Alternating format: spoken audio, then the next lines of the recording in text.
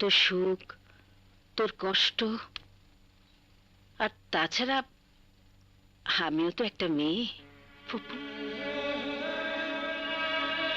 কেন এমন হলো? অচেনা অদেখা একজন মানুষের জন্য বুকটা কেন এত ফাঁকা ফাঁকা লাগে? কেন এত কষ্ট হয়? নিঃশ্বাস বন্ধ হয়ে আসে ফুপু। ফুপু, ফুপু, ফুপু, আমি ওকে ভালোবাসি। কেন, কি জন্য তা আমি জানি না। ওকে আমি চাই। কেন জানি মনে হয় ওকে ছাড়া আমি। বড্ড দেরি করে ফেলেছিস রে মা। কথাটা তুই আরো আগে আমাকে বললে আমি এ বিয়ে হতে দিতাম না। ফুপু, মা মারা যাবার পর তোমাকেই মা জেনেছি। তোমার মেয়ের যদি আজ এমন অবস্থা হতো,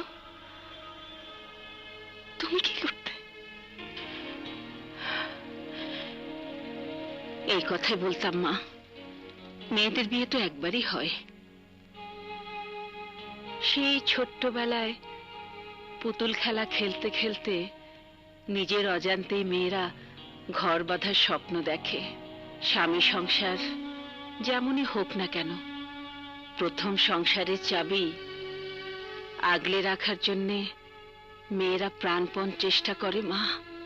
আমি জানি কষ্ট হবে, তারপরও বলছি অদেখা মানুষটা না হয় আজীবন অদেখাই থাক।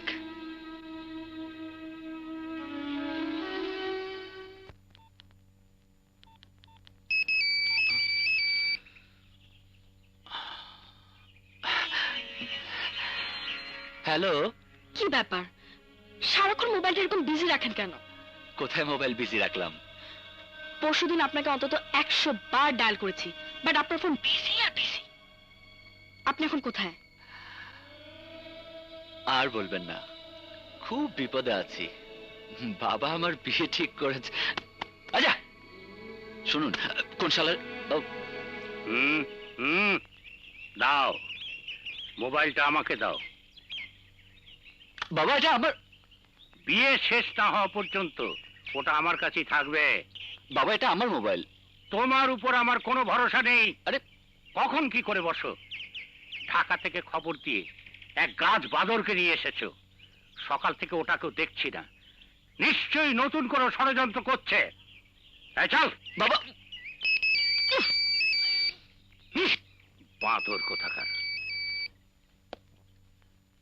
হ্যালো হ্যালো, এটা কবির নাম্বার? তোমার বৌমা, কথা বলো কথা বলো। Sorry, wrong number.